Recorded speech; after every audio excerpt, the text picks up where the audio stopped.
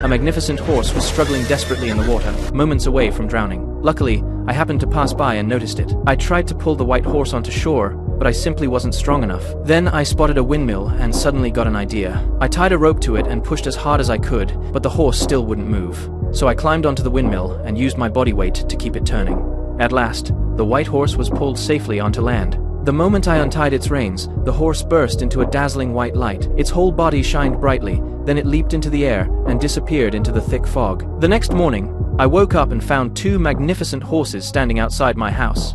At first, I thought thieves had broken in, so I grabbed my pitchfork and looked around. Suddenly, a little donkey appeared and kicked me flying. That was when I realized it had been sent by the white horse to repay me for saving its life. What shocked me even more was that the little donkey could talk. Just then, a farmer discovered his wheat field had been ruined and came running toward me in anger. I instantly knew I was in serious trouble. Before I could react, the little donkey slipped under my legs and told me to lift my feet.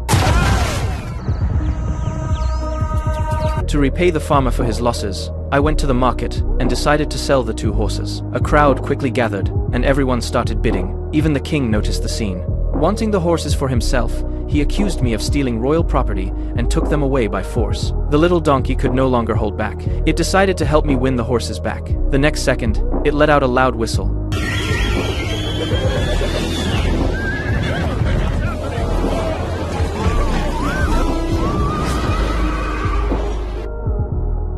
Humiliating the king in front of everyone. Since he couldn't kill me in public, he gave me a palace job, planning to secretly get rid of me later. That night, the king had a terrible nightmare. In the dream, I stole his throne and dragged him to the execution block. Terrified, he decided to eliminate me. So he sent me on a suicide mission to destroy the Fire Phoenix. Legends said the Fire Phoenix lived deep in the desert, and anyone who dared approach it would be destroyed. I traveled there with the little donkey. To lure it out, I scattered some nuts across the sand. Just when I thought it wouldn't work, the ground suddenly glowed red. A flaming phoenix burst out of the earth, slowly spread its wings, and flew into the sky. I was completely stunned by the sight. Soon the phoenix noticed the nuts.